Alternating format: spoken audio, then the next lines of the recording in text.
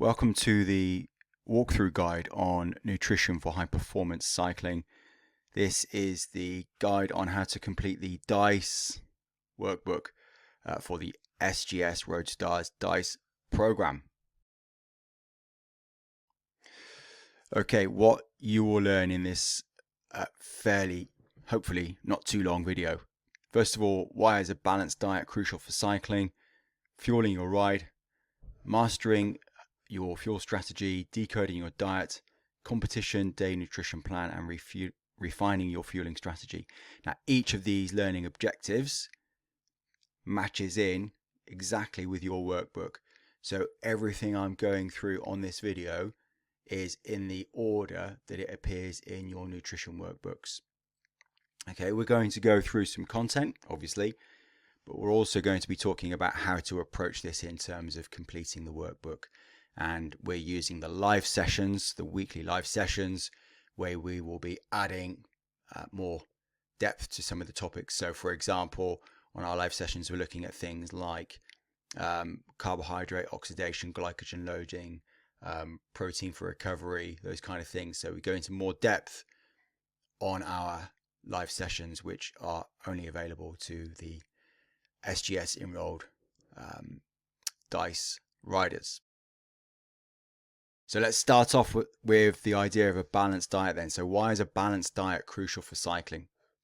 Well, we can think first of all about different types of nutrients. So let's think about micronutrients. So micronutrients are the ones that we consume in our diet in microscopic quantities.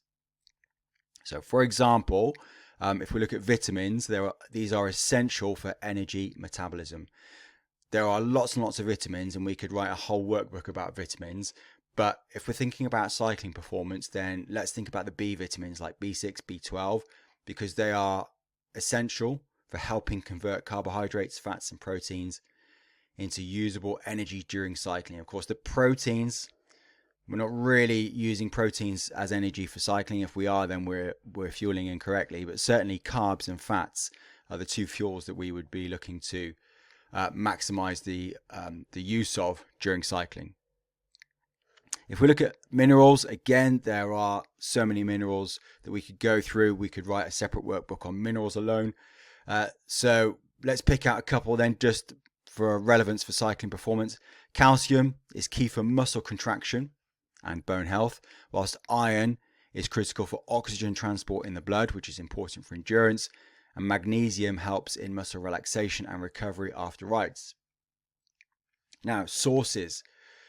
Micronutrients are found in fruits, vegetables, lean meats, and dairy, and ensure you're eating a variety to get all essential nutrients. And this is why restrictive diets, which completely limit the intake of certain food groups, can create problems in terms of being able to get our full range of micronutrients. So this is where the UK Food Standards Agency 5 a day recommendation is quite helpful, because if we're accessing 5 portions of fruits or vegetables a day, then we're probably getting most of our micronutrients that we need at the quantities we need. Now on that, what I would say is a couple of things. First of all, vegetables are preferable to fruits. Secondly, vegetables grown above the ground are preferable to those grown below the ground. And thirdly, actually, there's a move towards 7 a day rather than 5 a day. So if you're consuming 5 to 7 portions of mostly vegetables and some fruits every day, and you are alternating those, so you're not consuming the same fruits and vegetables every day. You're alternating them. You're varying the range of different fruits and vegetables that you eat. Then you will almost certainly be making sure that you are achieving the recommended daily intake or the recommended daily amount of the micronutrients that you need to be healthy and therefore for high performance cycling. So after intense sessions or races, your muscles are depleted of glycogen. Now, glycogen is stored carbohydrate.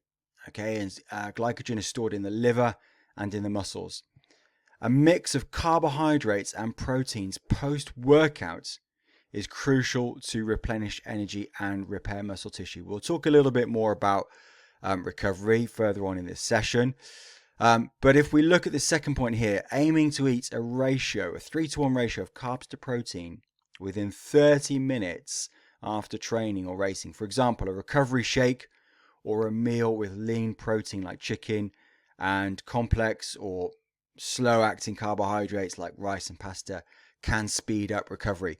Now, this is important because really training only makes you weaker. Okay, it's the recovery from training that makes you stronger, and part of that recovery requires refueling with carbohydrate and also taking on board protein, because the protein is important for muscle synthesis. Hydration, we also need to think about hydration. So hydration is also vital. We have electrolytes like sodium, potassium, which are lost in sweat, and these need to be replaced to avoid cramping and fatigue. If we think about body composition, now cycling is a sport where body composition has become recognized as something which is actually quite key and quite pivotal in terms of influencing cycling performance. And cyclists need an optimal power to weight ratio, meaning lean but strong. Okay, and that's the really important part here. It's no good just being lean. Okay, if you're lean like a catwalk model, for instance, then you probably won't have the strength that you need in order to be able to apply the forces that are necessary in cycling to generate the power. Okay, so we don't want to get into the trap of just becoming lean. Okay, really, as juniors, as developing athletes, we should be prioritizing power production over lean. Okay, provided we are following a balanced diet. And when I say balanced, I also mean balance the calories in with the calories out over the long term, then we will be lean and we will be strong. A balanced diet helps you to build muscle while maintaining low body fat, which enhances your endurance and climbing capabilities. Certain fuels, so carbohydrates, fuel long rides, whilst protein helps to repair muscle tissue and keep you strong. And then we've got healthy fats from sources like nuts, seeds, and avocados, which support hormone function and provide slow burning energy source. So when we talk about healthy fats, it's also helpful to know what the unhealthy fats are. The most unhealthy category of fats are known as trans fats. They're mechanically made, man-made, and they're the ones that you find in things like crisps, biscuits, chocolate bars, shop-made cakes, those kind of things. Those are trans fats. They're actually toxic, very dangerous to health, and also serve no purpose in our diet beyond being a cheap way of manufacturers producing large amounts of those foods that I've just listed. Okay, so that's another one of the reasons why we would tend to avoid those types of foods. Now, balancing our intake ensures that you don't lose muscle while maintaining a low fat percentage, helping you to stay in peak cycling condition. And this is a point which we will go into in more detail in the live sessions. But for now, this perspective is our starting point, really. Okay, nutrition can be a really complex topic, and we would be talking about nutrition forever. I mean, there are so many textbooks and podcasts and videos made about nutrition for cycling, nutrition for training, nutrition for everything. What we're trying to do here is we're trying to make sure that we understand the fundamentals, and we will build on those fundamentals within the live sessions. But in terms of our workbooks, what we're looking at here, balancing our intake, maintaining muscle mass, producing muscle mass, and keeping our body fat levels within a sensible range. Okay, I'm avoiding using the word low there, by the way, but in a sensible range would enable us to maintain a really good cycling performance. Let's move on to fueling. So let's have a look at some insights first of all. So cycling, especially at a competitive level, burns a significant amount of calories. Ensuring that you have enough energy to fuel both training and recovery is critical for performance. In the last probably 5-6 years, we've seen the fueling of cycling kind of revolutionize, partly because of the availability of better nutritional products on the market now, but also because eventually there is a buy-in. So the reluctance of coaches, athletes to recognize the kind of core insights, the fundamentals of fueling, I think has limited the way that fueling has actually kind of improved in cycling.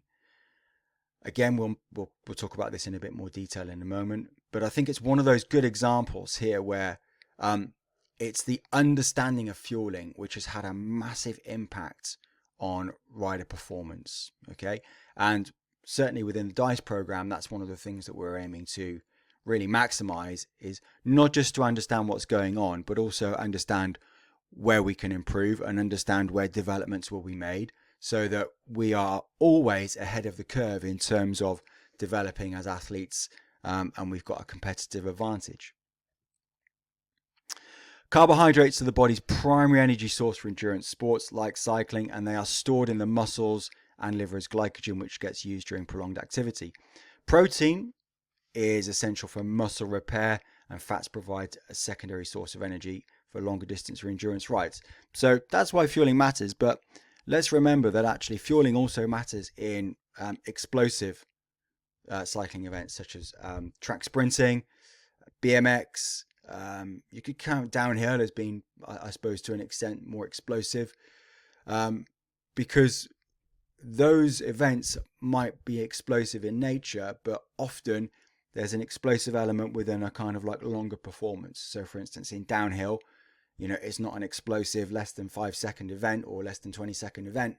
However, there are very, very explosive elements where we have to be able to apply, you know, high forces and high power in order to be able to perform. So fueling, even when we're talking about the kind of, you know, the more explosive, intense, but shorter duration exercise, fueling is still completely relevant. In your workbooks, there's a section on energy expenditure. So your energy demands will vary depending on your discipline. So for example, track, road, mountain biking, they will dictate the energy requirement. Okay, for instance, if we take two examples at the extreme end, let's take a track sprint and a stage of the Tour de France.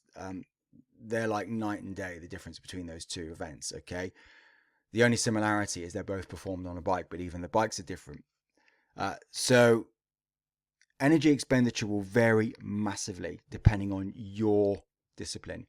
And remember, within your workbooks, it's your discipline that we're interested in. So you don't need to cover road cycling if you're a mountain biker, or track cycling if you're a road cyclist. Okay, if you're multi-discipline, then for sure put down examples of energy expenditure in the disciplines that you do. The other thing that which will affect energy expenditure is exercise intensity. So we all know that, you know, the harder we ride, the more energy we're using, and the sooner we will run out. And also body weight. Okay, and again, without laboring the point too much, you know, it's no surprise that, you know, most endurance type cyclists have got relatively low body weight for their height. When we look at athletes like sprinters, and mountain bikers, especially downhill mountain bikers, BMX, they tend to be a little bit more power type athletes, and so the body weight isn't so low. But even so, excess weight is never something which is beneficial in cycling, because that weight has to be moved, and so that therefore requires more forces, more power, more energy, and so therefore, even if we are, you know, an explosive type athlete, we want to be explosive without without carrying unnecessary bulk. Now, in your workbooks, you need to use an energy calculator. There are some links in the workbooks to energy calculators that I recommend, but I'll also drop a couple in on the information on this video. below. So we've got energy calculators, British Cycling Energy Needs Guide, Asker Jeukendrup's MySportScience website, which is a superb resource. And so there are lots of different methods out there that we can use to estimate our calorie requirements. We only need an estimate. True energy requirements are measured in a lab. So, we're just trying to estimate this, okay? Because we're not doing this for research. What we're doing is we're trying to use energy calculators to establish our understanding, to develop and improve our understanding of just how much energy we use during a training session or during a race.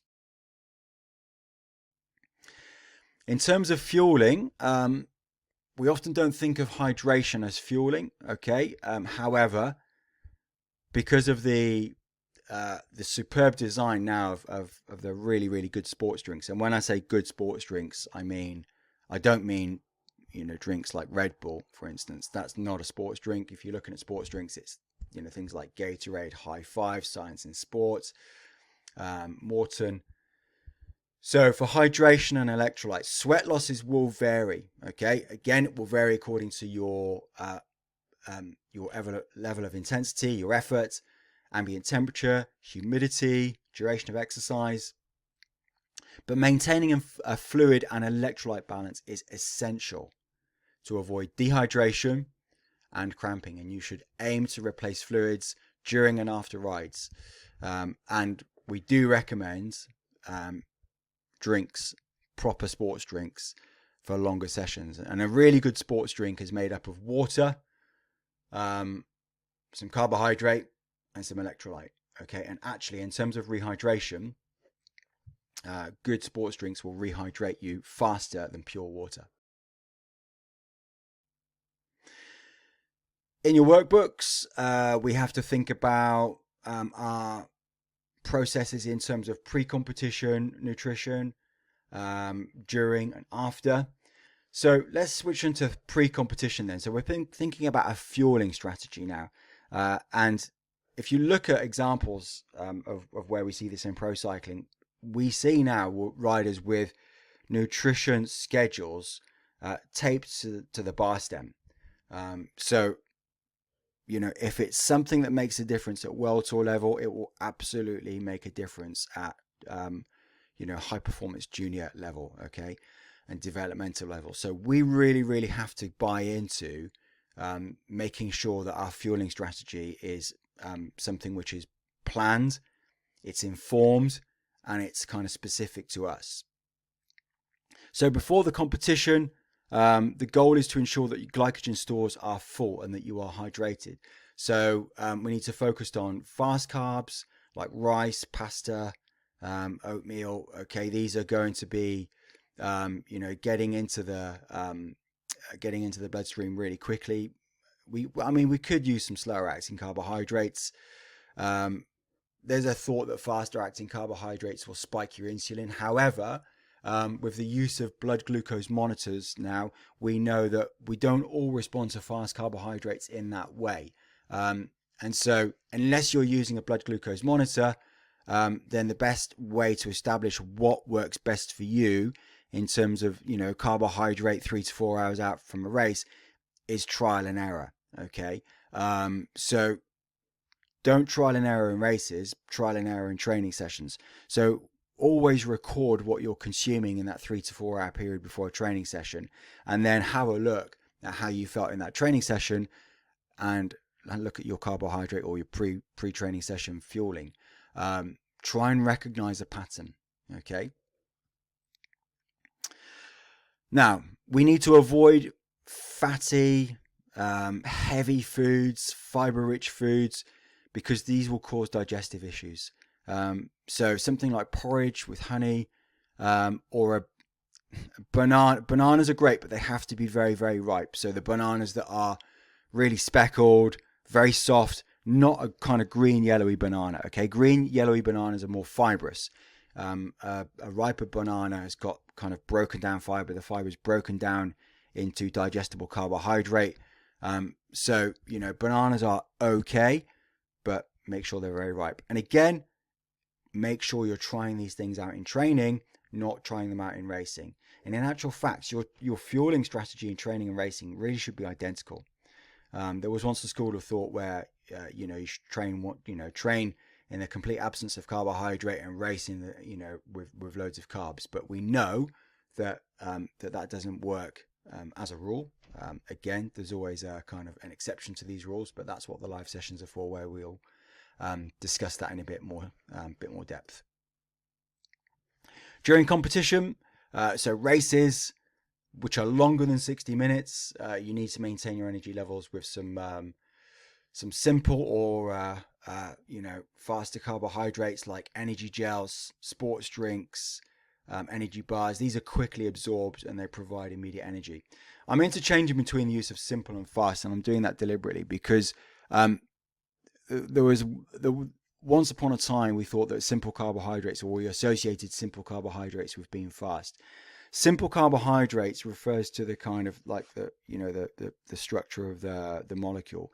They're not necessarily faster. So really, strictly speaking, we should be thinking about faster carbohydrates. In other words, the ones that go into the bloodstream and are absorbed into the bloodstream really quickly. Manufactured energy gels, sports drinks, energy bars, yes, they are expensive, but they are, the good ones at least, are designed in response to the findings of lots and lots of peer-reviewed science and peer-reviewed research.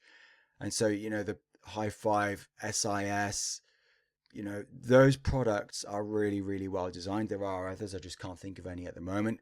But they're really well designed. And yeah, they are expensive, but they make a huge difference. Hydration, critical, so drinking small amounts regularly to avoid dehydration. And for longer events, we need to add electrolytes. Again, all of the really good manufactured sports drinks have got the right amount of carbohydrate and the right amount of electrolyte, and they tell you how much fluid to mix in as well. So you can't go wrong. Yes, you can make your own sports drinks. You can mix up a bit of fruit juice with some water and add a pinch of salt, but it's too acidic, probably too concentrated, possibly too much salt. And when you think about what a difference these things make to performance, it makes no sense really to kind of to economize on the fuel that goes into your body.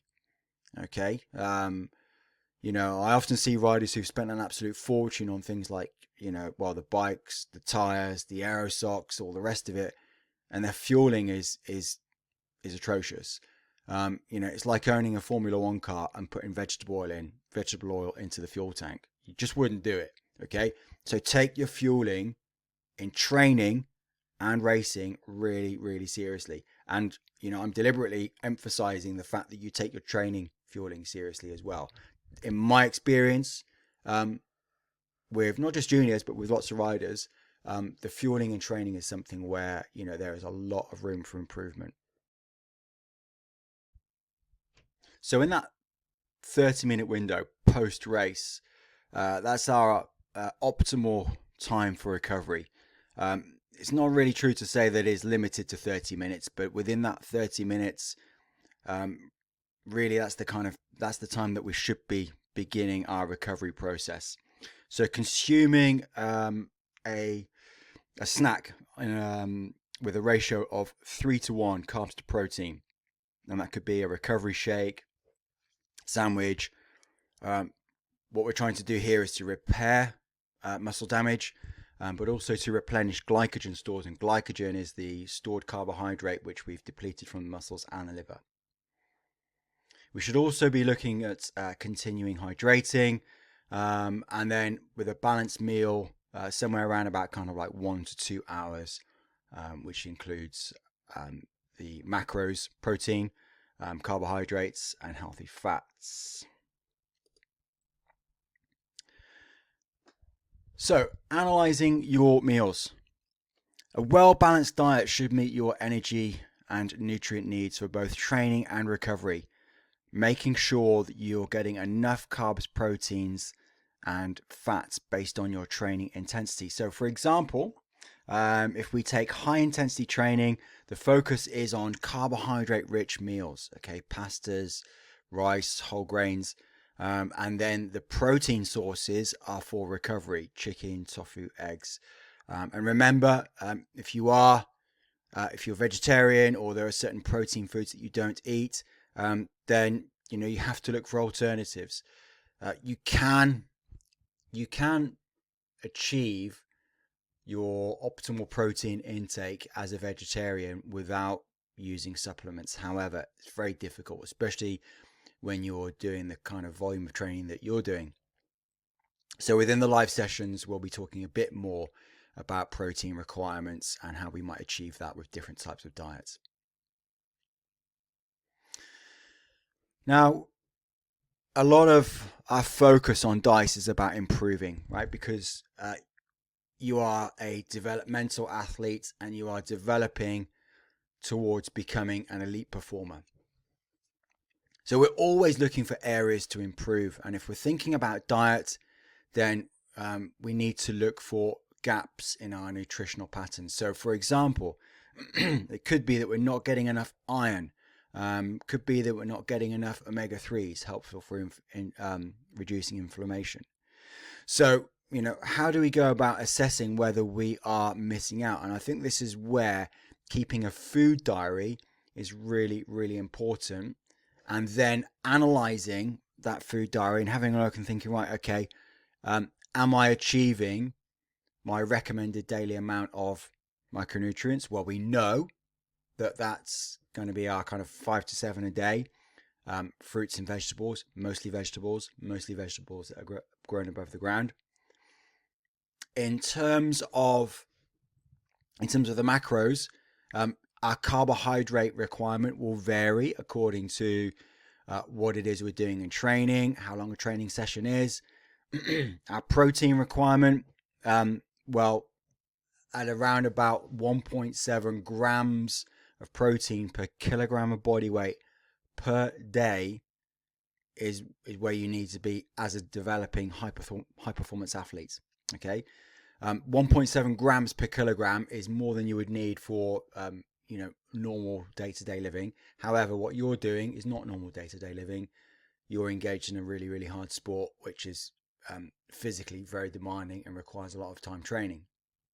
So your protein requirement will be at around about 1.7 grams per kilogram. That's 1.7 grams of protein per kilogram of body weight per day. Hydration. Hydration's a tricky one because, again, there's quite a lot of variation from one person to the next in terms of how much fluids they need. And of course, the gold standard for hydration is to monitor your own fluid intake, reference that against the training that you're doing, and weigh yourself before and after training and look for a difference in body weight, which will be attributed to sweat loss. Again, we'll do a bit more on that in the live DiSE sessions. However, for the purpose of the workbooks, we can be thinking a bit more kind of fundamentally. So, in terms of our workbooks, drinking consistently throughout the day, not just during training, looking for around about 2 to 3 liters of water, adjusted based on sweat loss that I've just been talking about. Now, that 2 to 3 liters of water, that can include caffeinated drinks. Okay, so according to the World Health Organization, when we're talking about the 2 to 3 liters of water daily, that can include caffeinated drinks, obviously not alcohol, and preferably not carbonated drinks, because they will be probably very high in sugar and therefore also high in additives and not ideal. Question for you. So do you adjust your fluid intake during training rides according to temperature and humidity? You may not know that you're doing this, but you're possibly doing it subconsciously.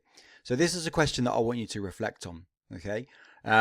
So have a think about how you respond to training or racing, or training and racing, in different temperatures and also different humidities. Humidity is the amount of water in the air. And when the humidity is very high, there's a lot of water in the air. It makes it difficult for us to evaporate sweat into the air. And so therefore our sweating becomes less effective at cooling us down. So therefore we sweat more. So when it's very humid, our sweat rate will actually go up, even though the temperature may not feel particularly high. Okay, pre-competition. So in the 3 to 4 hours before racing. So pre-competition, 3 to 4 hours before. So our nutritional goal here is to top off glycogen stores and stay hydrated. A good pre-competition meal, I should say, depends massively on your dietary preferences. So for example, for some of you, that might be something like a little bit of chicken with some rice and maybe a little bit of vegetables. Okay, the majority of what we're consuming there is going to be carbohydrate. Some of you may not eat chicken, some of you may not like rice. It depends. These are just examples. So this example is not what everybody should be doing. This is an example of what a pre-competition meal might look like according to one type of person.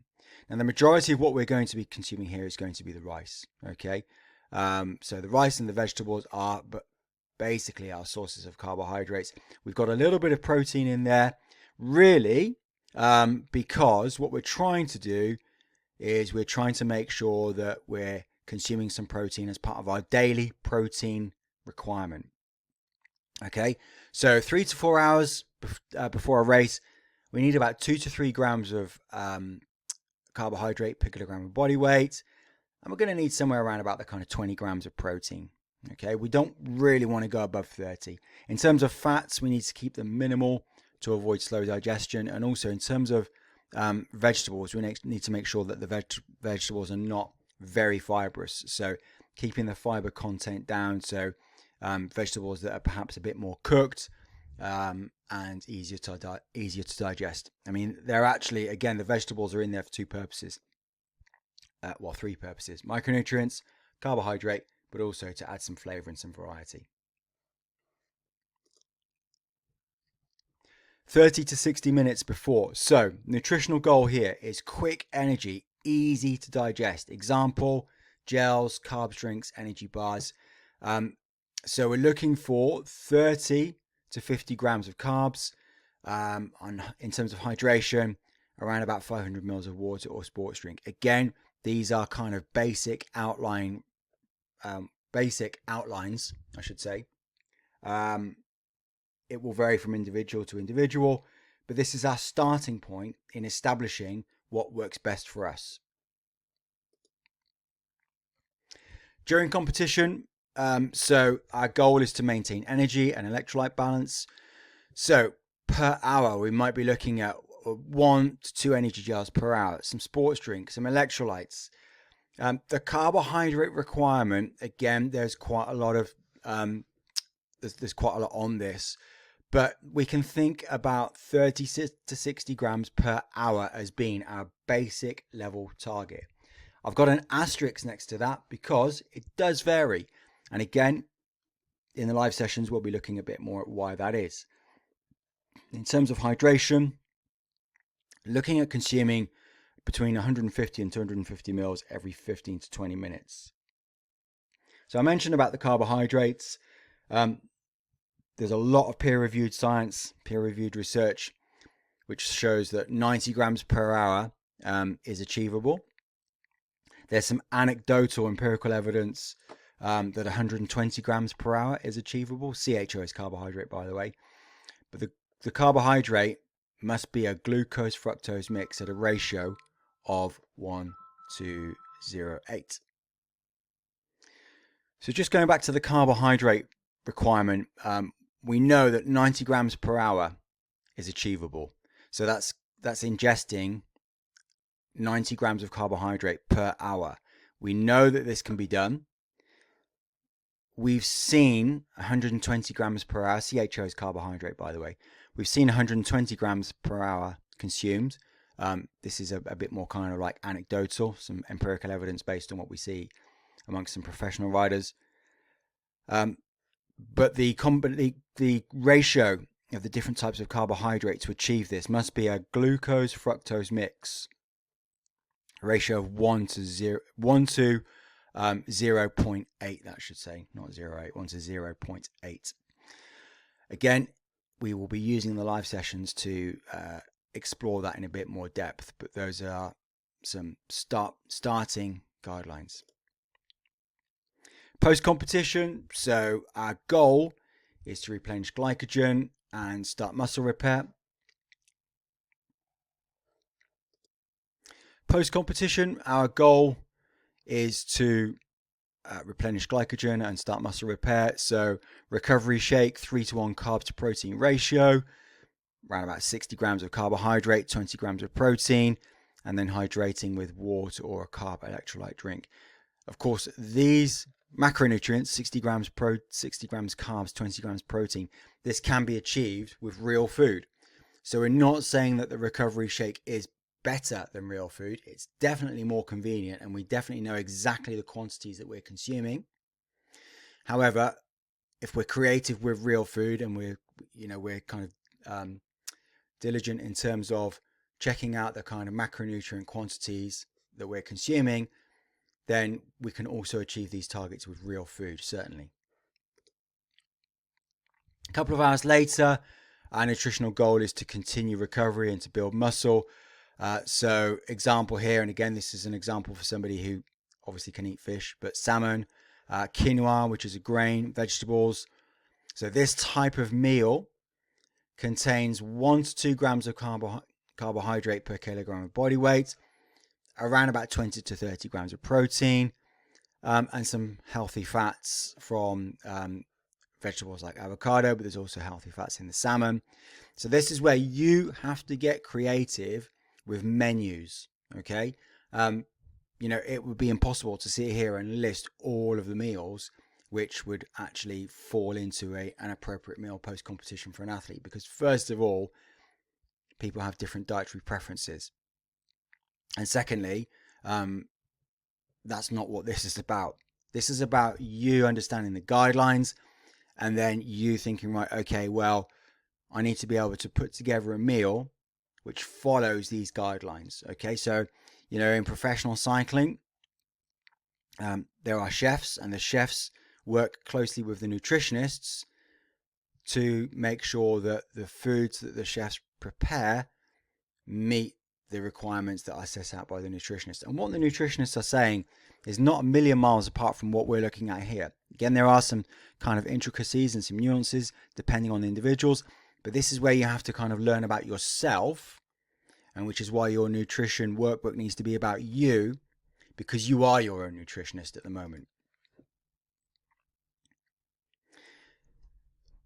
Let's change the theme now to refining our fueling strategy and improving. So we have to reflect on what has worked well.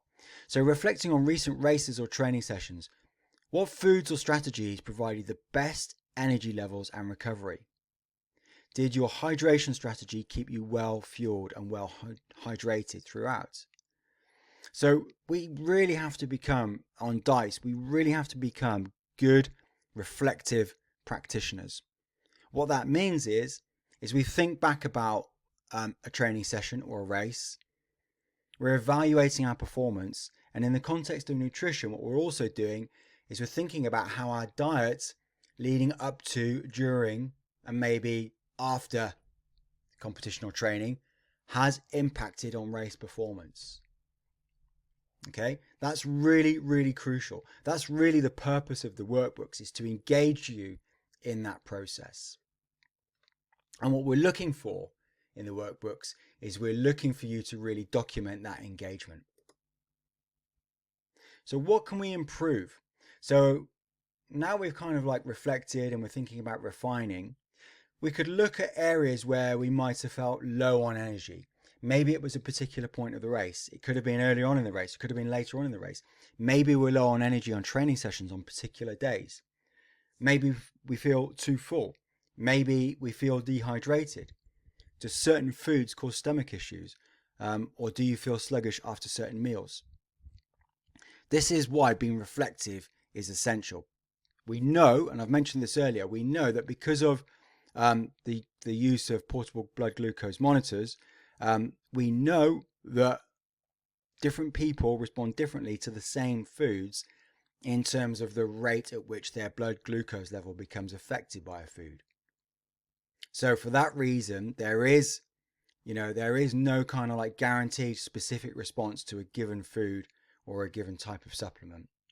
We have to learn about ourselves, and we have to link that to how we perform in training and in racing. I absolutely guarantee that a lot of your performance, and when I say this, I mean probably 90% of the variation in your performance on a kind of day-to-day basis will be down to your recovery and also your nutrition. Recovery and nutrition go hand in hand. Okay, so we really need to be thinking about just how our nutritional intake is affecting the way we feel and affecting the way we perform. This is what I'm interested in reading about in your workbooks in this section. Then we look at future adjustments. So using these reflections to make specific changes for future performances. So for example, adjusting the timing of pre-competition meals, choosing different types of carbohydrates during rides, or increasing hydration. How might your cycling performance or your development as a rider improve? And again, this is about you. And what I want to see in the workbooks is you reflecting on how you feel after making changes to your diet, how that changes how you perform, how it changes your recovery. Of course, a lot of this might be subjective in terms of feeling, but some of it might be objective. So for instance, we might see changes in our training performance or our race performance as a consequence of making changes to our diet. So be reflective, look at how you're performing, and try and recognize patterns which indicate, okay, this is what I need to do more of in the future, or this is what I need to avoid in the future. I mentioned bananas earlier. Sometimes I used to see riders in races eating bananas, and they were the yellow bananas, yellowy green. And I absolutely knew that those riders were not going to benefit from those bananas, because I'd learned the hard way. I'd also tried that back in the day, and rode a whole race with indigestion and feeling like I had kind of like, a banana basically sat in my windpipe. That's how it felt. So, personal experience is so important. Okay. So think about what you've done in the past. Think about changes you've made. Think about how you can improve in the future. This is what we're looking for in this section of the workbook. Before I finish, some key takeaways. No pun intended on takeaways, by the way. So, nutrition is one of the most controllable factors for optimizing cycling performance, and it will make a difference in the immediate sense. Okay, so changing your nutrition can have an immediate impact, but it can also have a much more longer term effect as well. Keep adjusting your diet based on what works for you during training and competitions, and record what you do.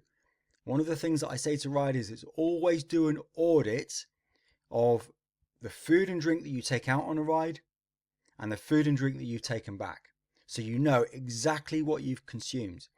Put it in your training diary, write it in your TrainingPeaks, record it. The more information you can build up, then the easier it becomes to reflect. And so if you're going into a race and you're thinking, right, okay, well, this race is, I don't know, let's say it's like 75 miles. It's got some really big climbs towards the end. Okay, let's look at some training rides that I've done that have been close in nature to the way I think this race is going to pan out. What's worked best for me nutritionally? Well, we should know that if we've been documenting and recording everything that we do. Okay, world-class basics. This is a classic example. Okay, it's not glitzy, it's not glamour, but it's something really as basic as writing down what you've consumed on a training ride and a race after every single training ride and every single race. Repeatedly doing that will enable you to learn hugely about what works for you and about what doesn't work for you. Okay, and it takes the guesswork out of kind of reaching race day in a high performance state. Final takeaway, continuously monitoring hydration, fuel intake, recovery strategies, ensuring that you're always performing at your peak. If you're feeling flat, you're feeling unrecovered, even if you feel kind of like mentally kind of like drained from training and racing and just the kind of like, you know, it might have been a long season or it might be a long winter, maybe there's something to do with your nutrition which actually is lacking. Okay, maybe there's something to work on there. All right, so that's the end of the video on the workbook. If you've got any questions on any of that, then obviously you know where I am. But we will be digging into some really good nutrition topics in a bit more depth in the live sessions. So good luck with your workbooks.